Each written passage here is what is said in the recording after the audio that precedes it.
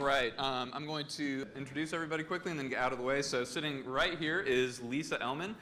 Lisa chairs the UAS group for Hogan Lovells, which is a global law firm. She's a leading public policy lawyer focused on domestic drones and other emerging technologies. She is also the co-executive director of the Commercial Drone Alliance, which is an independent 501c6 nonprofit led by key figures of the commercial drone industry, and the Alliance is dedicated to supporting commercial enterprise end users and assisting them with adoption of drone technology into their businesses, reducing barriers to entry, addressing public perception issues, and merging policy with innovation to create relevant rules for operations. Lisa has an extensive background in holding a variety of positions at the top levels of the executive branch at the White House and the U.S. DOJ. In a series of presidential appointments, Lisa led work on high-priority policy initiatives for the Obama administration on issues spanning from open and transparent government to domestic use of UAS, and most recently, she led DOJ's effort to develop policy that would govern the use of UAS. She's appeared in just about every major press outlet you can think of, and she was recently named in 2015 to Fortune magazine's list of most powerful women. So we've got Lisa Ellman. All right. Sitting to her left is Emily Avant. She serves as legal counsel, excuse me, a little too close there, legal counsel for, legal counsel for Turner Broadcast Systems. In this role, she provides legal and strategic advice with respect to the company's technology initiatives, including CNN's drone operations and its participation in the FAA Pathfinder program. I'm guessing we're going to hear a little bit about that today. Emily also provides legal counsel in connection with Turner's big data efforts, its direct-to-consumer platforms, and its advertising technology transactions. She led CNN's efforts to obtain the first-of-its-kind authorization from the FAA to operate drones over people, and she is part of the core team that was awarded Best Technology Group by the Fulton County Daily Report in 2015. Emily graduated from UGA both with a BS in political science and a JD from the School of Law, so go Dogs. And she lives in Atlanta with her husband, Sewell, and 2 children. She's an avid kayaker, which is fantastic, and a voracious consumer of news and politics. All right, Emily Avant, excuse me. And then finally, we have Matt Clarke. Matt is also at Hogan Lovells. He works with clients throughout the aviation community to navigate federal regulatory issues.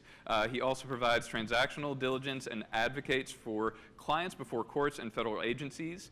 Matt regularly advises clients on U.S. DOT and FAA matters. His clients include aviation maintenance and repair organizations, aircraft and aircraft engine and component manufacturers, passengers and cargo airlines, charter operators, as well as airports and airport-related businesses. He's actively involved with Hogan Lovells' Unmanned Aircraft Systems Group, where he advises UAS operators, users, and manufacturers on FAA regulatory and other legal issues.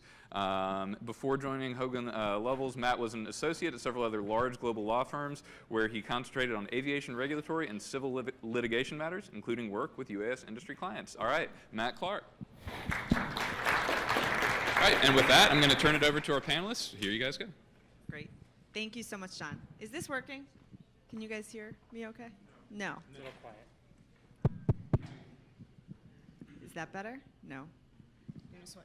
Yeah, let's switch and see if we can. Okay. Hi, everyone.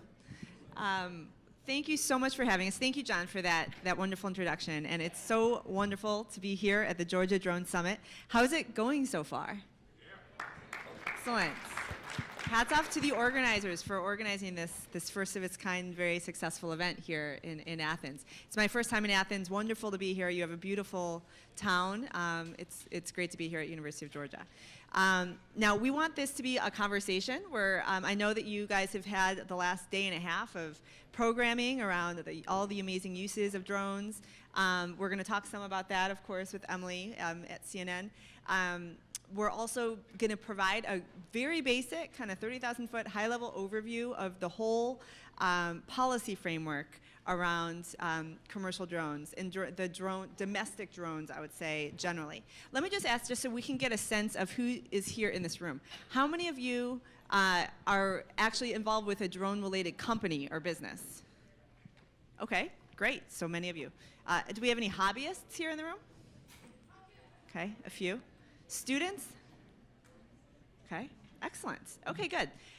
We would like, as I said, for this to be a conversation. So at any point as we go, please feel free to raise your hands and ask us questions at any time. We're happy to answer anything.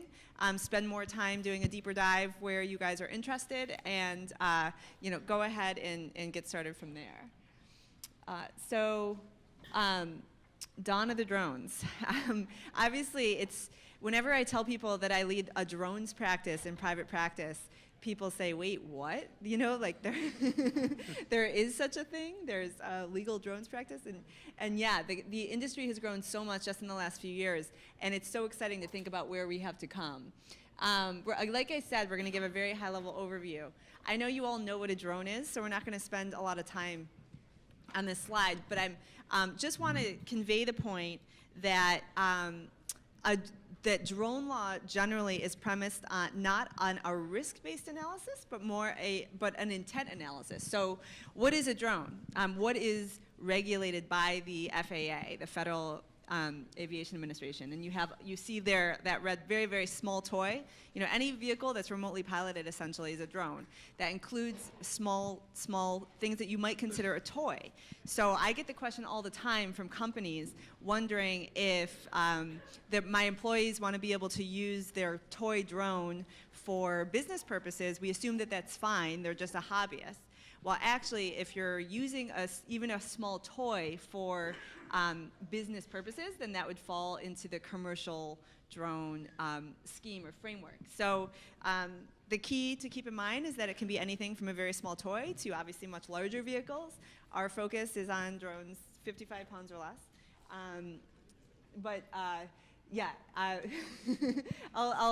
And Emily, well, why don't I ask you, what was your experience at CNN in terms of thinking about what kind of vehicle you were looking to fly? Right, so let's make sure this is on. Can you guys hear me okay? Yes. Awesome. So CNN has been working for a really long time now, the past couple of years, to find a way to safely operate drones over people.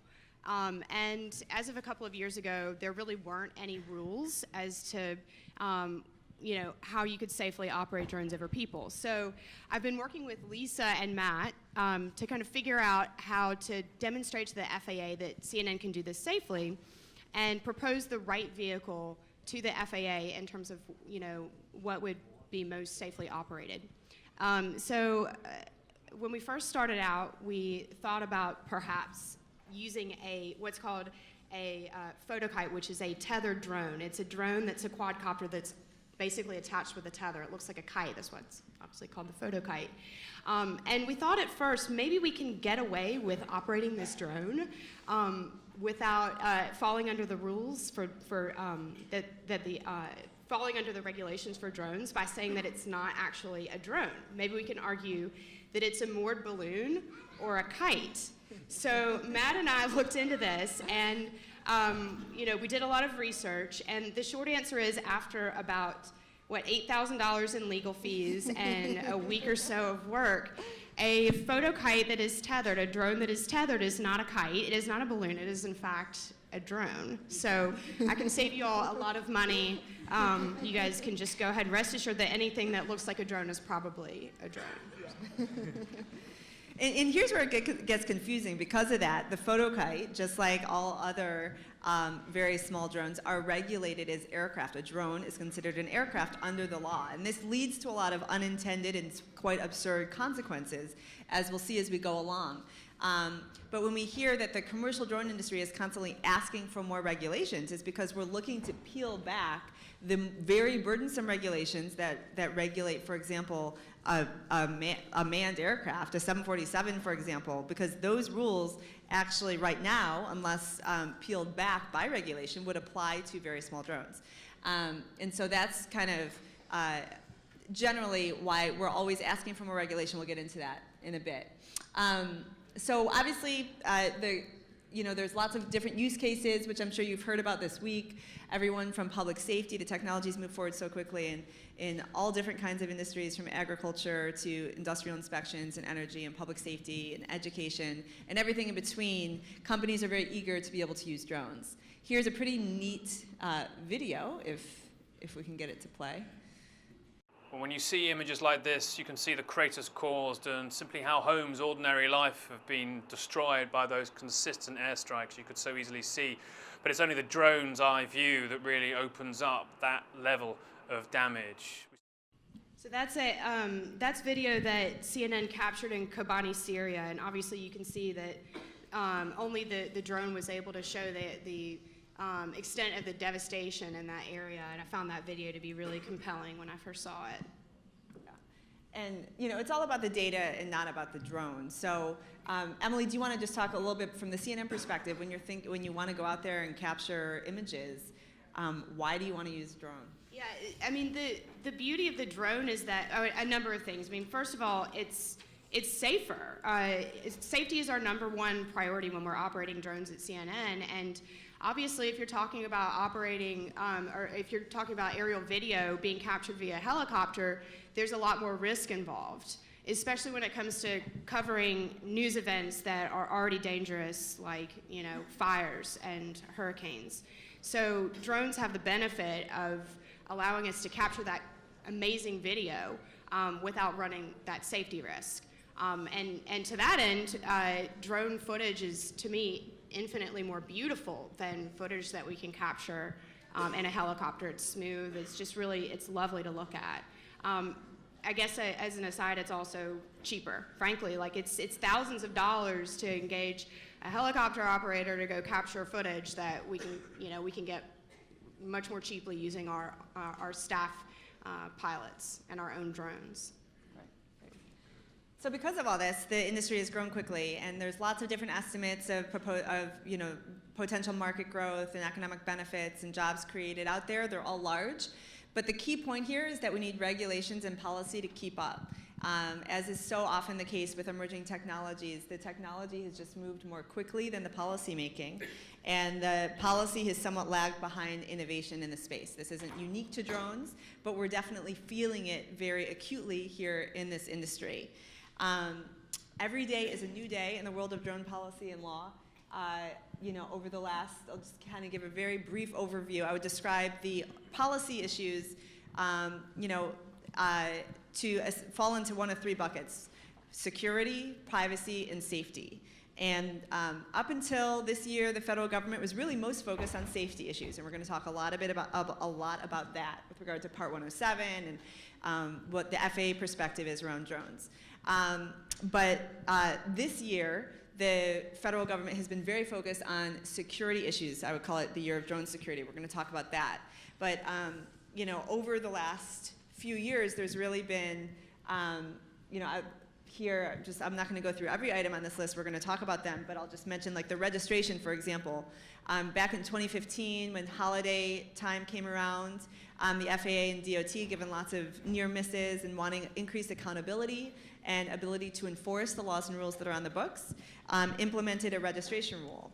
The idea there was to, you register your drone, you're educated on what the rules are, you know that it's not just a toy. In the last few months, that rule was actually struck down as applied to hobbyists. That's under Section 336 of the 2012 FAA Modernization and Reform Act. And that is actually a big controversy now kind of in the commercial drone community around the hobbyist carve-out, which is creating problems for the commercial drone community in terms of the federal government's willingness to regulate, move forward and expand operations while they're having all of these issues with careless, clueless, and criminal flyers. There's been progress on privacy. There's been progress on safety, like I mentioned. Let's talk first on the drone security.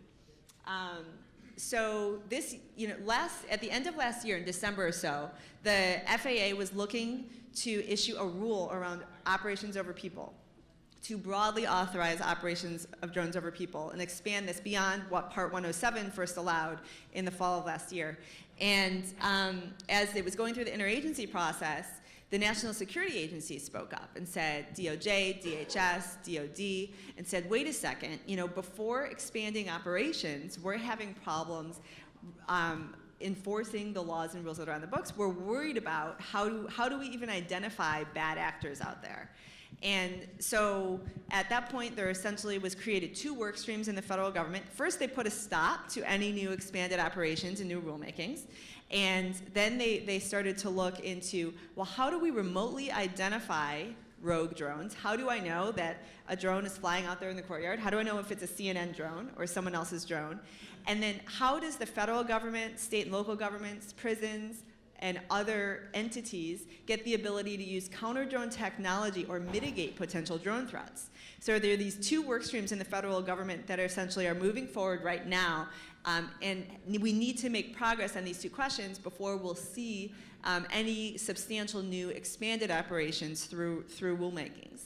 Now, CNN has been pretty creative.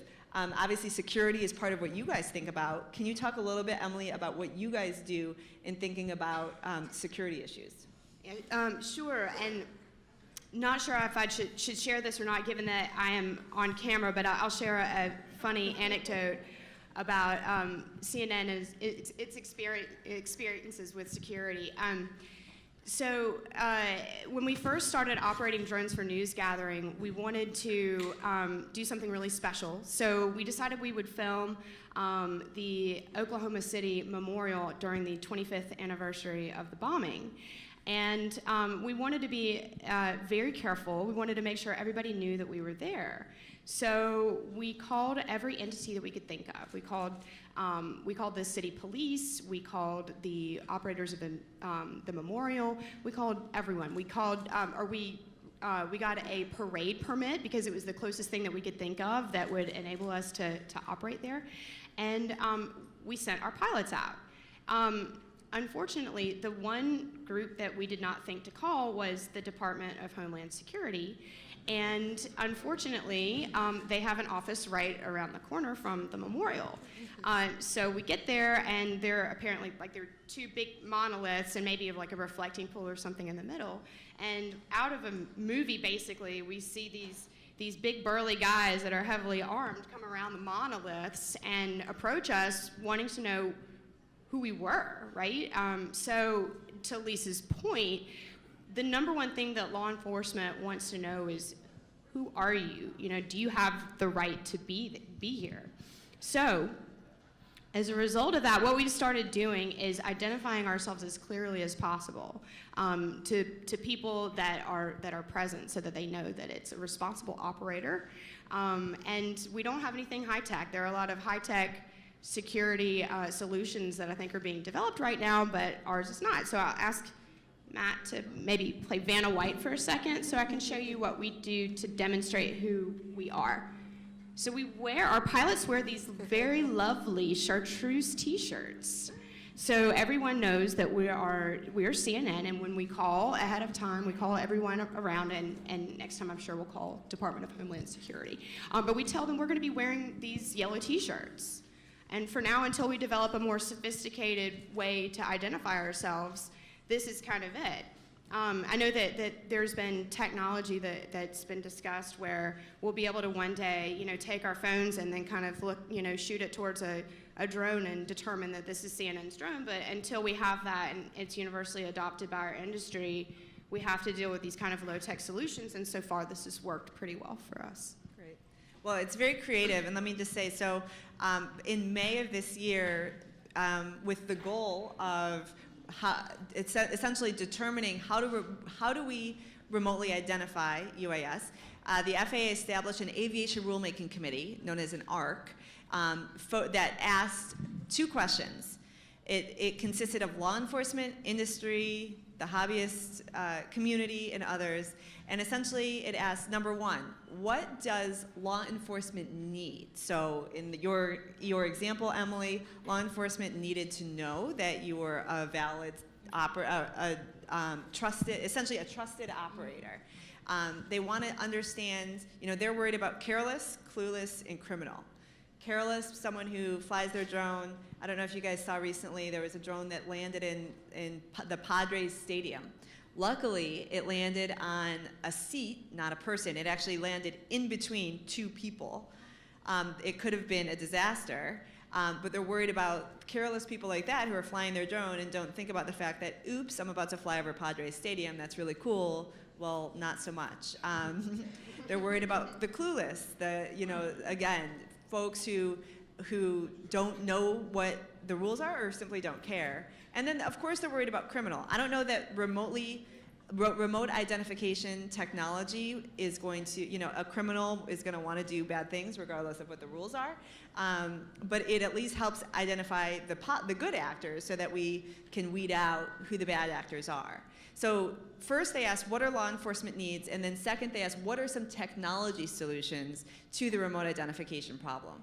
And like Emily alluded to, this could be, and I say technology, but what are some physical or technology solutions? It could be something as easy as wearing a beautiful t-shirt, or it could be something a lot more sophisticated, like a network solution or a broadcast solution, or a satellite solution or ADSB. There's all kinds of different solutions out there, the sophistication of which what would be required would depend on kind of the sophistication of the actual flight operation. So this group met over the last few months. I actually represented the Commercial Drone Alliance on the Remote ID ARC. It's not public yet. I would watch near the end of this month, expect the FAA to publish the report. I will say, and again, kind of keep this within this room, it was a pretty controversial process. I don't know that you'll see consensus. There is a lot of good information in the report, but there have been a bunch of news reports out there about how there are a lot of varying different opinions in the room, and I think that will be reflected in the final report, but it's definitely something that is getting a lot of attention right now in a critical piece. The commercial drone industry thinks of remote ID as the critical piece that needs to be solved before we are actually able to open this industry. I know from having worked on this issue, my last, as John mentioned with my bio, I come from the federal government side. I worked at the White House, I worked at DOJ. My last appointment was running drones policy at DOJ. My own personal experience, I know that the federal government is very focused on these security issues, and this is something that we need to solve before we will truly be able to open up this industry. And as well, we need to solve remote ID before we can actually enable the counter-drone technology solutions, which is next on the list. So moving on from security to safety and some of the challenges to adoption. Before we get there, does anyone have questions on any of the security issues or anything we've covered so far? Okay, we will keep going. Back in 2012, like I mentioned, Congress mandated that the federal government integrate drones into our national airspace. Of course, the federal government, as we all know, has been hard at work at this. We've seen some progress. The biggest step forward was Part 107, which Matt, I'm going to ask you to talk about in a moment. But just to kind of note, there's a bunch of, there's congressional action that's on the table now, which we can expect as early as, potentially earlier then, but in March, and additional rulemakings. But why don't we start by just taking a step backwards. How are drone operations categorized? Matt, do you want to give folks an overview of, given the intent analysis, exactly how I know what bucket of regulations I have to follow? Sure. And so a question we usually get is, can you tell what type of drone that is by looking at it? And as Lisa was saying, it's actually an intent-based system. So we could have this thing sitting here on a table, which Emily will talk about later, but you really would have no idea if it's a model hobbyist aircraft, if it's a civil aircraft, or if it's a civil aircraft. And so what we're going to look to is the intent of the operator. So the first one Lisa has on there is public aircraft. And so public aircraft are aircraft that are owned by a public entity and owned or leased, just to clarify, and they're operated for what we would call a core governmental function. So that might be the fire department, the police department. It could be the Georgia Department of Transportation using these things to inspect roadways. So that's the category of public aircraft. And again, it doesn't matter what it looks like. It could be this, it could be an Inspire, it could be something that weighs 55 pounds. The next category is model aircraft, or what we call hobbyist or recreational. And that's really, that came out of Section 336 of the FAA Modernization and Reform Act. I think most of the drones that are flying out there now are model aircraft. Before the registration rule got struck down, I think there was something along the lines of 700,000 registrations. And that was just to create an account, because if you're a model hobbyist, you could have created an account and registered 5 drones under that account, you'd have the same number. But again, that struck down. But the point is, right now, out there flying, most of these things are what we call model aircraft or hobbyist recreational. If you don't fall into either of those categories, then you're civil aircraft or commercial aircraft, and that's kind of the catch-all one. And that's what I think a lot of our clients are interested in, what you guys are interested in, and that's really where Part 107 comes into play here. Matt, we're here at the University of Georgia. I know drones being used for education purposes doesn't always neatly fall into one of these categories. Can you talk a little bit about drones being used for research purposes, for example? Yeah, and this was a changing topic, because I think the answer from FAA used to be that it's commercial. If you're an institution, you're using it in a classroom setting. I think the FAA came out with a chief counsel opinion or a legal memorandum that essentially said students could use it in a class as part of an academic setting, and you could still fall under this model aircraft rule. I think a lot of universities are probably choosing to operate under Part 107. And so just to clarify, Part 107, if you're a civil operator, you operate under Part 107. But even if you're not flying for commercial purposes, if you're just flying for fun, or if you're at a university, and technically if you could be flying as a model aircraft, you can still elect to fly under Part 107, and there are actually some benefits to doing that. And so I think a lot of universities and even hobbyists out there are flying under Part 107 because the regulatory requirements are different. Sometimes they're more strict, and sometimes there are actually some benefits there, and I think we'll probably get into that a bit too. Yeah. So, Matt, do you want to, speaking of 107, do you want to just give a broad overview of what's involved? Sure. And I'm sure you guys are all pretty experienced, so you probably have some knowledge on this, so I'll try to kind of keep it kind of quick. It created the first remote pilot certificate before we had Part 107. Just a quick show of hands. Did anybody here have a Section 333 exemption or is familiar with it? Okay, someone. You got one. Okay, well, just to really brief you, it was a completely inefficient process. It took a lot of time, a lot of money. The problem was you had a bunch of FAA regulations, and they were drafted in a time of manned regulations. So you had a regulation that says you have to have a sign that's like 2 inches wide and 4 inches high above the cockpit door in the aircraft. It doesn't have a cockpit door. And so you have hundreds of these regulations that were drafted in a time of manned aircraft that really make absolutely zero sense in the context of a small unmanned aircraft. So because of the way the rules work, you need to go through a rulemaking process. You need to petition the FAA for an exemption from those regulations that says, yes, I can operate this drone aircraft without a sign that's this inches. And there's a bunch of other silly ones like that too that you needed. But the bottom line is you had to get exemptions from those regulations. It took a long time. You had to do rulemaking. It goes up to the federal docket. People can comment on it. You need to have a manned pilot certificate. There's some really onerous restrictions. I think one of them was you had a 500-foot buffer away from people and buildings. And if you were like out in a cornfield in the middle of nowhere, that's fine. If you're in a campus setting, or you're in a suburban or urban environment, or you're CNN and you want to cover anything that's newsworthy where people are, chances are there's going to be people with 500 feet. So bottom line is it was a completely inefficient process under 333. It got the ball moving, and as a way to start the industry, but we got Part 107, and that was really what opened this industry up for the first time. A lot of operations. So really quickly, what they allow is kind of intended for lower risk operations. So visual line of sight, the pilot can see the drone. Operations during day. Operations below 400 feet. There's an exemption if you're within a 400-foot radius of a building. You could fly up to 400 feet above the highest, closest point on that building. You didn't have to use a visual observer. A key requirement that I think we'll talk a lot about here is one of the key restrictions: you can't fly over people.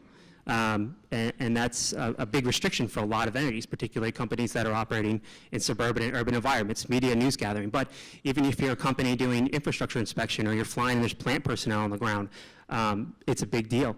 And a problem with this is, and I don't know if we have a slide on this, is how the FAA classifies who you can fly over. So the rule says you can fly over people that are participating in the operation. And so what does that mean? Well, who's a participant in the operation? And so the FAA kind of defined it very narrowly in the rule, and they said it's the pilot.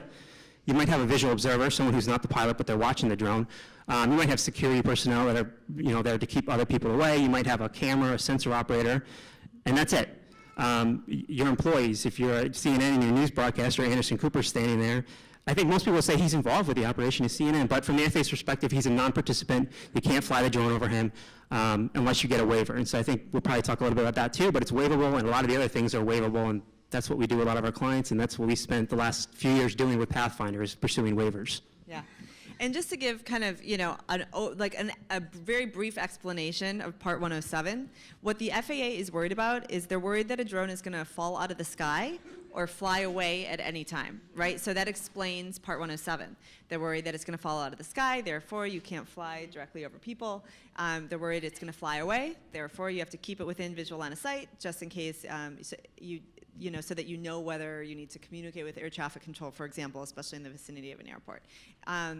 So keeping all that explains, all of the rules. You can get, as Matt mentioned, you can get permission to fly outside the scope of current rules with a waiver, which is what we've worked with Emily on for many years for CNN, and you've gotten a few. There's been, in terms of overall, these statistics now are a few days outdated. This week was a big week for CNN. Do you want to talk, Emily, a little bit about this week's win for CNN?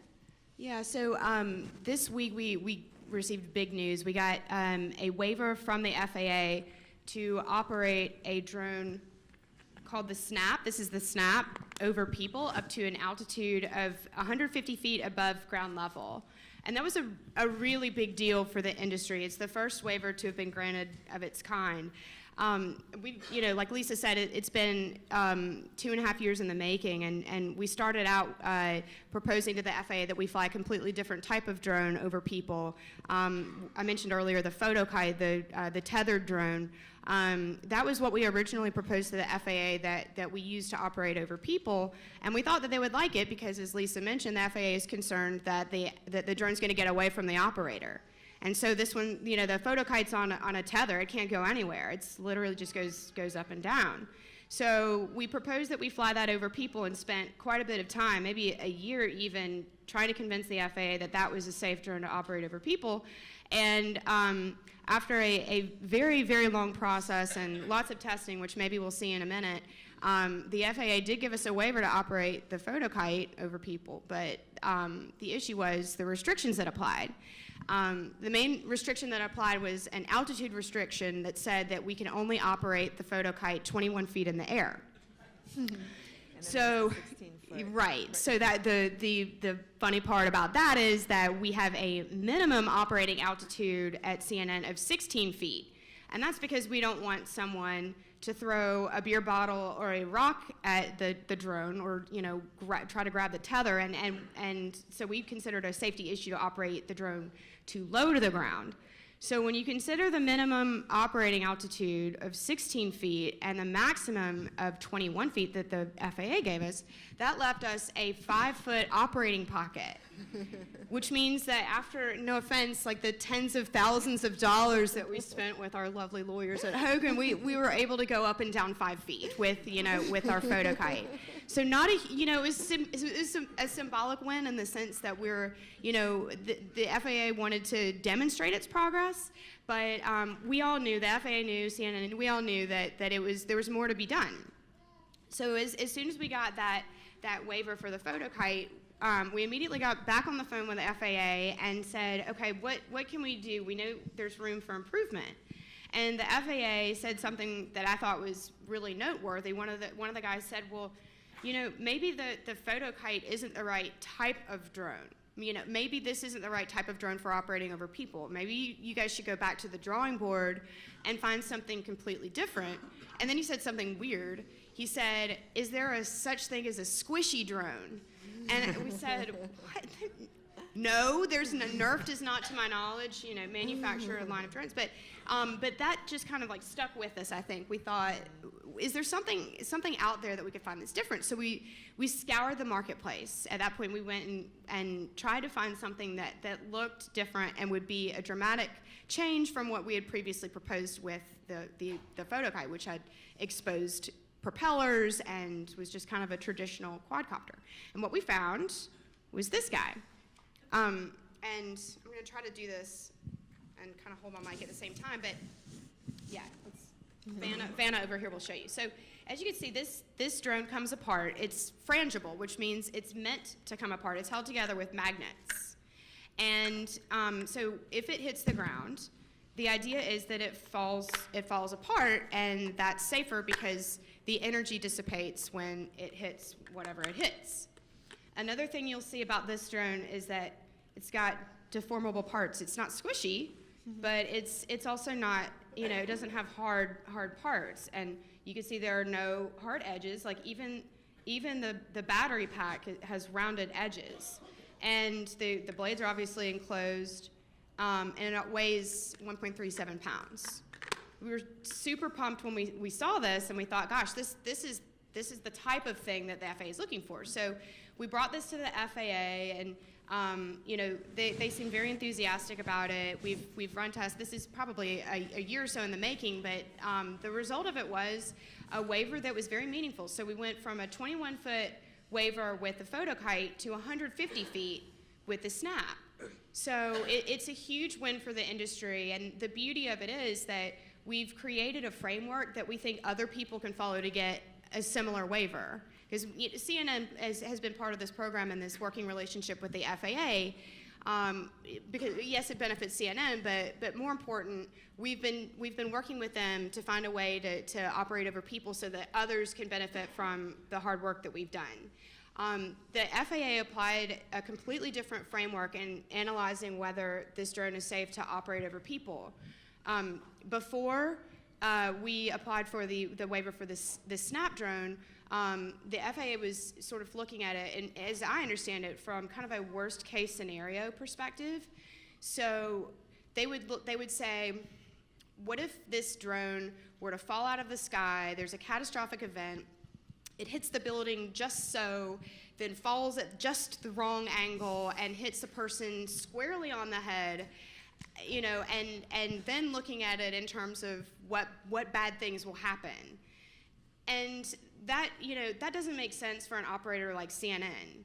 We don't have failures because we have very tight operating restrictions and we know what we're doing. It doesn't happen. Even if it did happen, we know how to perform the proper, we know how to have the proper offsets, we know how to implement the right safeguards so that people don't get hurt in the same way that you would with the 3 Cs, the clueless, the careless, and the criminal. So the FAA seemed to take this to heart, and in providing us with the waiver for the Snap, we think that they took all these things into account, and we refer to this as the reasonableness approach. So what we hope will be the standard going forward for the FAA in analyzing waiver applications is whether the operator is safe, whether you have data to demonstrate that you're a safe operator, what craft it is, of course, and what are the safety features of the craft, the circumstances as a whole. And we think that this makes sense, and this is the right standard to apply. And we think that it's a definite win for the industry and for other operators that are safe and have a safe history like CNN. Yeah, absolutely. And I think that this reasonableness approach is actually a huge step forward and very meaningful, not just for the waiver process. Just out of curiosity, has anyone else here applied for a waiver? Okay. What about for operations over people? Okay. Well, now you can. Yeah. Waivers has the FAA issues them on a case-by-case basis. Yeah. Yeah, waivers are on a case-by-case basis. I don't know how wrong, they would apply this to, but look at each individual is Correct.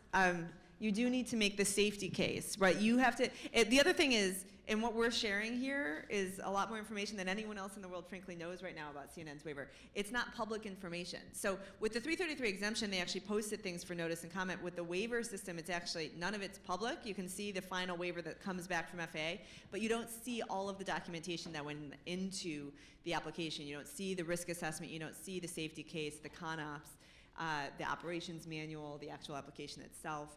So that is absolutely true. It is case by case. So far, the vast majority of waivers that have been issued have been for night flights. But I actually think that, and yeah, I'll get to you in one moment, the operations over people rule is still being worked on by the federal government. It's a critical piece. We want to broadly authorize this activity. It shouldn't be case by case. They should broadly authorize, there will always be waivers. You'll always be able to apply to operate outside the scope of the rules, but they should broadly authorize flights over people that are safe. We hope that the reasonableness approach informs these FAA rulemakings. That was the whole point of this Pathfinder program, and we hope rather than having this kinetic energy impact only worst case scenario approach, which the FAA prior to the last few weeks has really utilized solely. The idea is that hopefully we will take this moving forward, and it will be a big step forward for the industry, only because, if only because the approach that the FAA will take is somewhat broader in considering, lots of all the relevant criteria rather than just one. Matt, did you have something? There was a question there in the back. No, just really quick. You're spot on. These waivers are individual to the single entity applying, but I think what it is, it's you inform an approach, and other people can look at it and they can say, okay, there's a precedent here. Yeah. This person got approval to fly a 1.4-pound drone. Now, it doesn't mean anybody's going to have approval to fly a 1.4-pound drone, but if you talk with CNN and you figure out, okay, these are the things we had an ops manual, we had a risk assessment. These are the types of risks we looked at, and you can learn that, and you can kind of try to build a safety case, and you can point to that as a precedent. So no, it's not going to apply to like any other person, but I think the FAA is usually afraid of setting precedent, and they're afraid of what they put out there. So I think it was a big first step. There had been some other ops over people waivers that were out there, but we had the PhotoKite one, which was symbolic, but operationally meaningless. There was another one out there, FLIR, they got approval to fly over people, and that was big, but when you Google the vehicle, it's like a $150,000 17-gram helicopter. With no camera. Which is really fancy. I think it had like an infrared camera, but it's for military and police use. So there's not really any applicable commercial use for most of the industry. So the FAA is afraid of setting precedent. I think they took a big first step here, and I think it's going to pave the way for other people to file similar applications. But again, it's more than just the drone. I think we'll talk about this, but it's your concept of operations. It's how you operate safely as a company. And let's just see if we can, here's an example of the testing that was actually done, and this is in slow motion. This was the PhotoKite vehicle. No, I think that's actually the Bebop, too. Was that the Bebop? Okay. So that was another vehicle that CNN tested. But you can see the idea here is that you have to do drop testing of the vehicle. Emily or Matt, do you want to talk a little bit more about the testing that was done? So the question is, why are we doing this? I guess the question, because the FAA is assuming, right, when we were doing this, the FAA is assuming there's no airworthiness standards for these things. They're just going to fall out of the sky. And we're just going to assume worst case scenario that even if you're flying out in a rural environment, we're going to assume it's going to strike someone in the worst possible scenario. And so really the worst possible scenario is it's to drop straight on your head, and to also drop it in different orientations. So we would drop it flat, we would drop it sideways, and then we have sensors in there to measure how much kinetic energy is in there. And so that's one thing. We're testing this as ballistic gel, I think, so it's measuring impact. I think we have another video coming up here with our good friend Matthew at our engineering firm. And there's two hazards. One is it falls on your head, there's kinetic energy, how much does it hurt? The other one is what happens if it lacerates you? I think from CNN's perspective, he was fine. This video makes me so fine. nervous. It demonstrates to me why this is not the right drone to have operating over a person's head. It's just. And so pop guards. And just the ballistic gel that he has, I hope everybody's done eating. But it's meant to mimic human skin. So we want to see how badly it lacerates, skin. Okay. I'm sorry. Yeah, question there in the back. What I hear the terms waiver and authorization. Can you explain the difference between the two, please? Yeah, Matt, you want to go ahead? So The difference between waiver and authorization. So the formal term is certificate of waiver or authorization. And so when I say waiver, I tend to think of, you get a waiver that allows you to fly at night, you get a waiver that allows you to operate over people, you get a waiver that allows a single pilot to operate multiple drones at the same time. When I say authorization, it would be like an airspace authorization is usually the way I would say it. You can get an airspace waiver or an airspace authorization. Airspace waivers are typically longer period, and they might be for an entire class of airspace. Airspace authorization is typically, these are my latitude coordinates I'd like to fly on this day and time, and they're usually limited in duration to 6 months. But the official terminology is certificate of waiver or authorization, or COA. So they're It's a similar. legal term of art, right? Yeah. I mean, Yeah. it's just. Yep. The waiver for CNN, what is the time frame on that? Is that 6 months, a year? I don't think there's any time frame on it. Yeah, the waivers don't have time frames. The airspace authorizations would have time frames on them. But you can't change the vehicle at all. So that's part of the challenge of this industry, right? Is that the technology is moving forward so quickly. There may be a new model. Yeah, so this thing's going to change with the technology. So I guarantee CNN will be applying for an amendment or a new waiver in 6 months or a year, because they're going to want to find the next cool vehicle that's out there. So when you have a waiver, you can fly that drone for as long as you want and fly that drone. Is that Correct. Yeah, that's my understanding of it as well. And I think if something were to change the weight, for example, if we were to add a new feature and it changed the weight, we would simply ask for permission to fly the different craft.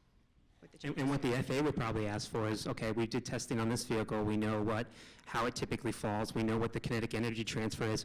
If we change the camera and it has different angles on it, how's that going to affect how energy is transferred to a person that's hit? So depending on the change, that's really going to change. How does that affect our safety case? How does that affect the arguments we originally made to the FAA? So if it's a big change, we may have to go back and do more testing and then give the FAA that test data, and then they can issue us a new or amended certificate, a waiver. Yeah, okay. So, We don't know her. Matt, you want to tell the story of this slide? Yeah, we don't know her, but we Googled the picture for giant pine cone, and this is what came up. But our good friend Tobin at Vantage. Put some context around that. Okay, so our good friend Tobin at Vantage Robotics, he was helping us do. The manufacturer of the Snap. Yeah, he's the CEO of Vantage Robotics, and they work on this, and he was helping us to develop the test data that we needed to give the FAA as part of the waiver application, and we wanted to drop this thing, and we wanted to measure the impact. And what we really were looking for is how much energy is actually transferred. Because obviously when you drop something, and this is the problem with the photo kite originally, is they were looking at this thing weighs this much. If you drop it, it's a physics equation. What's the mass times the velocity of impact, and that's kinetic energy.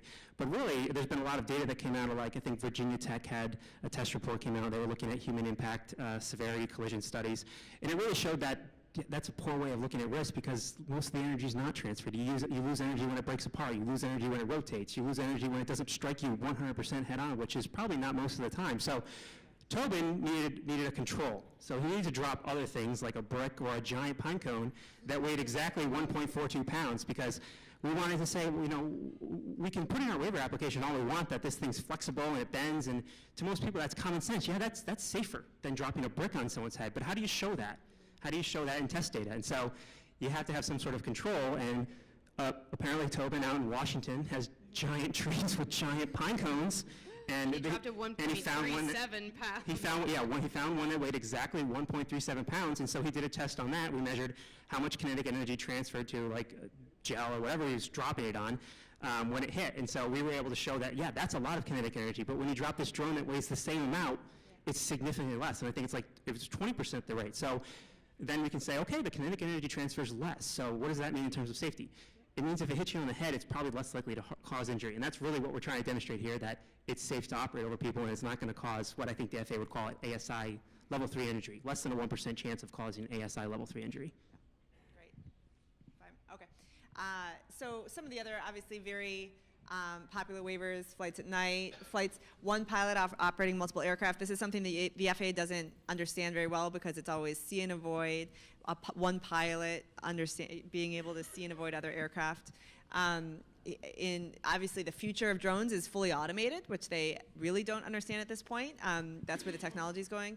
But right now you can get a waiver to operate essentially swarms of aircraft. Package delivery, of course, is something that we hear a lot about. Is everyone here excited to get their packages delivered with a drone? Come on, I know. Yes? Okay, we got one. You're going to have a little bit of a wait. It's allowed in a very limited way right now under Part 107. There's also no waiver for package delivery beyond visual on a site, so that's somewhere we're going to have to watch closely for the policy to move forward. We only have a few minutes, so I'm going to skip pretty quickly through.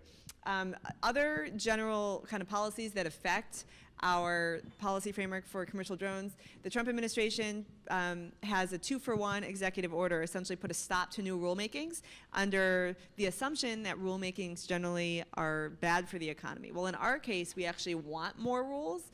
And so we, the Commercial Drone Alliance, have made the case to the Trump administration and others that we actually want to be regulated. And in fact, new enabling UAS regulations should be considered deregulatory actions for the purposes of the executive order, because they are enabling this new drone economy to really grow and enabling new economic activity. So that's something that we're very focused on, because we need to figure out to get some new rulemakings through. Federalism is a big issue. There's lots of legislation in the states and localities and cities and towns across the country. Emily, do you want to talk from CNN's perspective about the federalism issue? Yeah, I would say that the problem that of states and localities issuing their own regulations or rules regarding drones is the biggest legal challenge that CNN faces. Like any operator that needs to be nimble in how it uses drones, we need to be able to tell our operators, our pilots, what they can and cannot do when they go to film breaking news at such and such a location. And we can't do that if we have to worry about the Fulton County government, the city of Atlanta, and also the campus of Georgia Tech, all having their own regulations as to how drones can be operated, and in many cases that conflict with federal law. So this is a huge challenge that we all are going to face going forward as more and more municipalities and state and local governments decide that they need to weigh in on the drone issue. And it's likely that we'll see something coming out of the federal government soon on preemption, perhaps in the next few weeks. So that's definitely something that we want to watch closely. Speaking of a lot of the state and local rules around privacy, privacy is a hot topic. While the federal government has been most focused on safety and security, privacy is kind of top on the minds of the American people. The worry that a drone is going to hover and spy on me outside my window. There are some interesting academic studies that have been done showing that people actually, even though a camera on a pole, for example, is capturing the same information and the same data as a camera on a drone, people, for some reason, are more worried about the information being captured by a drone, even though it's the same information and the same data. And this has led to the whole NIMBY, not in my backyard concept of even where there's clear safety and security and economic benefits to the use of drones, there's still worry out there in the public about the use of drones. And that's something that's why we see this very limiting legislation out there in communities. And it's obviously, I think, one of the reasons that the regulations have moved forward slowly, and that's a challenge for our community, frankly, to win the public's trust. And like I said, most people just are more focused on privacy issues than safety issues. So with that in mind, the industry got together last year with the government, state and local governments, and privacy advocates and crafted some voluntary best practices around privacy. Those are out there. If you have a drones company, it's worth just Googling those and NTIA best practices on drone privacy. You can find them. Good just to see kind of what the community agreed on, got consensus around in terms of best practices around privacy. And this has all led to these public perception issues. Again, a lot of in popular culture, I don't know if you've all seen like the Modern Family episode about the drone spying on the family in their backyard. Have you seen this? The drone is in their backyard. The family is outside sunbathing, and a drone comes, buzzes over, and is taking video of their family, and the dad grabs like something to swat the drone out of the sky, tries to do that. His swimming trunks fall down. Of course, the video captures that moment, speeds off, and the next day on YouTube, there's a video, Drone 1, Idiot Nothing. Google like Modern Family drone episode. It's actually quite funny. But this is what people are seeing, right? And so this is why in towns and communities across the country where there's concern. And this is where the Commercial Drone Alliance, one of our top focuses really is educating the American people about the benefits of drone technology, including, for example, in the wake of the hurricanes, where drones were so helpful in recovering, and still are, in terms of recovering from natural disasters. That's something that the American people really understand and appreciate. And the more that people are learning about drone technology, I think the more they'll trust drone technology, and the more we'll see the policies move forward in a way that makes sense for our industry. But that's it. I know we're out of time. There's lots on the horizon in terms of the policies. Anyone have any last questions before we end today? Okay. Okay. We don't have time. So thank you so much for having us. Thanks for having us. It's great to be here.